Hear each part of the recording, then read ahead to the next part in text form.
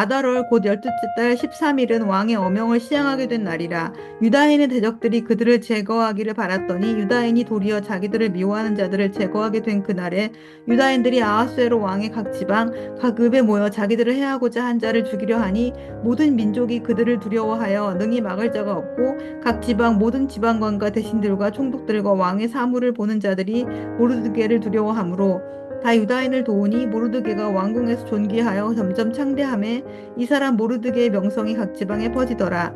유대인의 칼로 그 모든 대적들을 쳐서 도륙하고 진멸하고 자기를 미워하는 자에게 마음대로 행하고 유다인이 또 도성 수산에서 500명을 죽이고 진멸하고 또 바산 다다와 달본과 아스바다와 보라다와 아달리아와 아리다다와 바마스다와 아리세와 아리데와 외사다 곧 함무다다의 손자의 유다인의 대적 하만의 열 아들을 죽였으나 그들의 재산에는 손을 대지 아니하였더라. 그날의 도성수산에서 도륙한 자의 수요를 왕께 아뢰니 왕이 왕후 에스더에게 이르되 유다인이 도성수산에서 이미 500명을 죽이고 멸하고 또 하만의 열 아들을 죽였으니 왕의 다른 지방에서는 어떠하였겠느냐.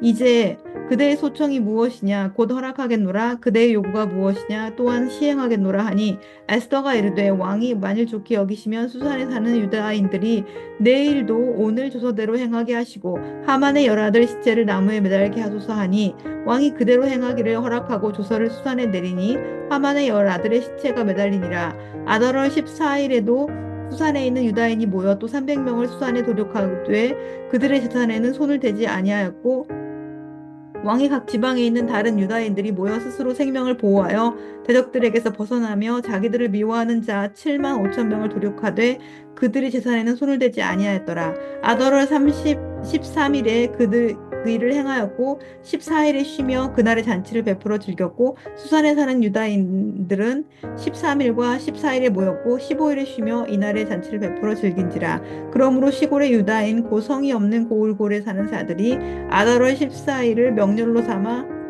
잔치를 베풀고 즐기며 서로 예물을 주더라. 에스더와 모르드게는 바사 제국에 살고 있었던 외국인 유다 사람들이었습니다. 하만이라고 하는 자가 유다 민족에게 큰 위기를 주었죠. 하지만 금식과 중보 그리고 하나님의 도우심 가운데 극적으로 민족이 살아나게 되었습니다. 그리고 하만의 모든 재산과 지위는 그가 죽이려고 했었던 모르드게에게 주어지게 되었습니다. 그런데 한 가지 남아 있었던 그 어려움이 있었습니다. 하만이 죽기 전에 아하수에로 왕에게 얻어낸 조서, 그 조서의 내용이 문제였습니다.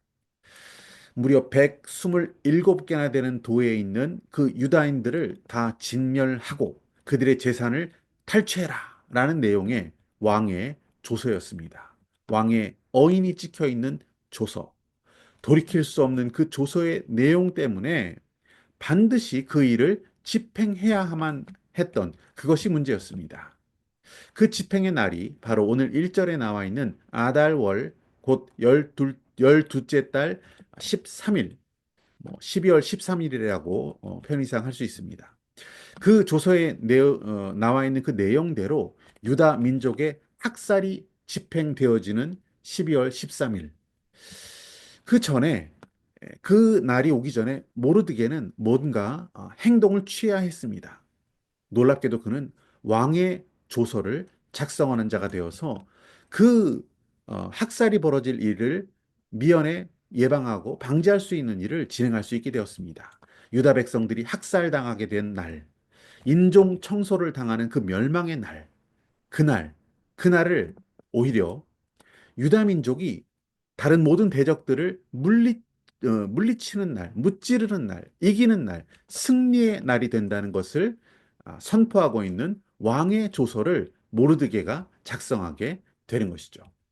죽을 수밖에 없었던 날, 심판과 저주가 진행될 수밖에 없었던 그날이 승리의 날로 뒤바뀌는, 생명과 구원의 날로 뒤바뀌게 되는 기가 막힌 조서가 선포되고 있는 것이 오늘 본문의 내용입니다.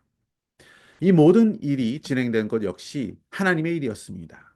하나님은 구원의 일을 진행하십니다. 생명 주시는 일을 진행하십니다. 죽음에 처한 자들을 구하는 역전의 드라마를 쓰는 분인 그분이 바로 우리 여호와 하나님이십니다. 저 여러분에게 주어졌던 구원이 무엇입니까? 죄와 허물로 인해서 죽을 수밖에 없었던 저 여러분. 죄의 종로로 타면서 세상에 질질 끌려다니며 비참한 인생을 살다 갈 수밖에 없었던 저와 여러분. 사형 선고를 받은 것과 다름없었고 우리는 저주와 형벌을 피할 수 없었지만 하나님은 그 구원의 은혜를 그 아들 예수 그리스도를 통해서 우리에게 베풀어 주셨습니다. 그것이 선포되어진 바로 그 구원이 우리에게는 복음 아닙니까? 하만, 이 하만이라는 자의 조서로 인해서 죽을 수밖에 없었던 그런 운명에 처해 있었던 그래서 두려워 떨고 있을 수밖에 없었던 이 유다 백성들에게 모르드게가 두 번째로 작성하게 된 조서. 이 왕의 조서는 마치 그리스도의 복음과도 같았습니다. 하나님의 구원의 은혜와도 같은 것이었습니다. 복된 소식, 복음이었습니다. 이 조서에 의하면 유다 백성들은 자신들을 해하고자 했었던 대적들과 싸움을 벌이게 됩니다. 그 싸움이 바로 12월 13일에 벌이게 되어졌던 것이죠. 이 싸움의 승패는 사실상 이 조서 안에서 이미 판가름 난 상태였습니다. 이미 승리한 싸움이었던 것이죠.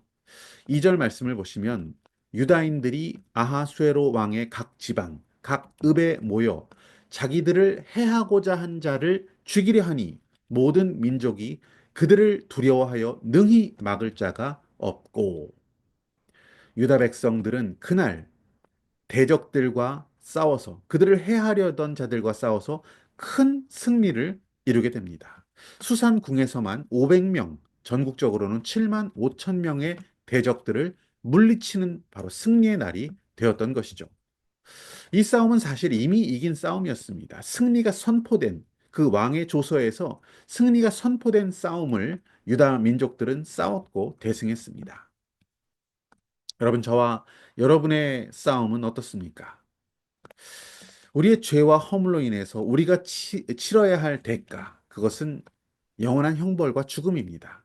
하지만 죄와 죽음의 권세를 십자가와 부활로 이기고 파해버리신 예수 그리스도의 승리, 그 승리로 인해서 우리 대적 마귀 사탄, 그리고 세상의 공중 권세, 죄의 권세, 죽음의 권세를 잡은 자들의 권세는 이미 패하고 말았습니다.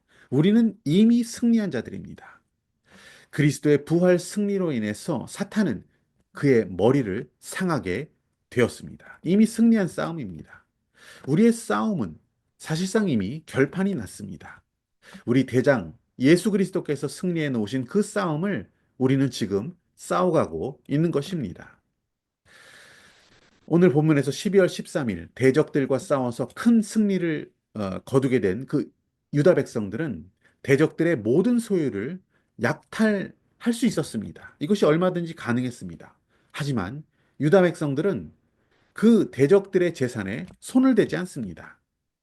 이 싸움은 탐심이나 육신의 소욕에 속한 것이 아니었다는 것을 그들은 알았기 때문입니다. 이 싸움은 육적 싸움의 범주에 있지 않다. 이런 것을, 이 사실을 유다 백성들은 이미 알고 있었기에 그렇게 했던 것이죠. 저 여러분이 마주하고 있는 이 싸움도 마찬가지입니다. 이미 이긴 우리의 싸움은 육적 싸움이 아닙니다. 우리의 싸움은 더 가지려고 하는 탐심에 관한 것이 아닙니다. 거기에서 이긴 싸움이 아니라는 것입니다. 세상에서 더 높아지고자 하는 것에 관한 그런 육적인 싸움이 아니라는 것이죠. 에베소서 기자는 6장 12절에서 우리의 싸움에 대해 이렇게 정의하고 있습니다. 우리의 싸움은 혈과 육에 관한 것이 아니요 정사와 권세와 이 어두움의 세상 주관자들과 하늘에 있는 악의 영들에게 대함이라. 예수 그리스도를 믿는 하나님의 백성은 바로 이 싸움에서 이미 이겼다는 사실을 믿어야 합니다. 세상에서는 너희가 환난을 당하나 담대하라. 내가 세상을 이기었노라. 주님은 그렇게 말씀하셨습니다. 죽을 나를 살리신 주님, 우리에게 영원한 승리를 이미 주신 주님, 그 구원의 은혜를 기억하며 평안함 가운데 감사와 기쁨 가운데 살아갈 수 있는 저와 여러분의 인생이 되시기를 축복합니다.